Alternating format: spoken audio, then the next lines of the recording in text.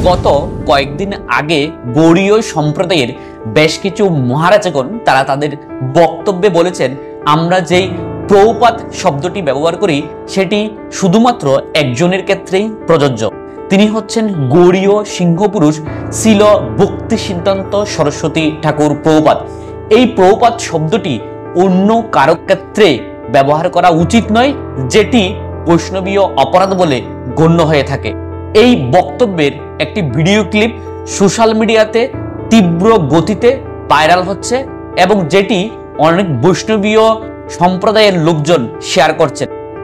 এই প্রভুপাদ শব্দটির ব্যবহার নিয়ে আমার যত উপযুক্তভাবে জানার খুব ইচ্ছা রয়েছে রেফারেন্স সহকারে।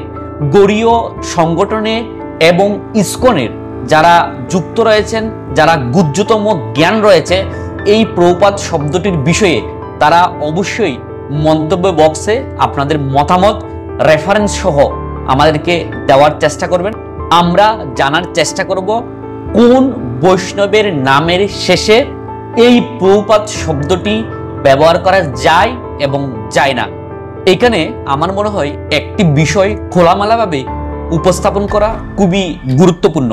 আমরা ইসকনের প্রতিষ্ঠাতা আচার্য শিল এসি ভক্তিবেদান্ত স্বামী প্রভুপাদের ক্ষেত্রেও এই প্রভুপাদ শব্দটি ব্যবহার করে থাকি।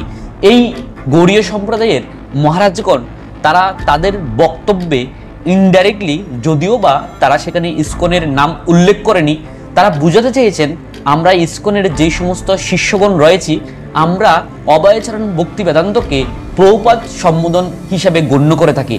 কিন্তু এই মহারাজগণ তারা তাদের বক্তব্যে স্পষ্টভাবে বলেছেন এই অভয়চরণ ভক্তি বেদান্ত স্বামী প্রভুপাদই একসময় প্রভুপাদ শব্দটি শুধুমাত্র গৌড়ীয় সিংহপুরুষ ভক্তি সিদ্ধান্ত সরস্বতী ঠাকুর ছাড়া কারো ক্ষেত্রে ব্যবহার করতে বিরোধিতা করেছিলেন।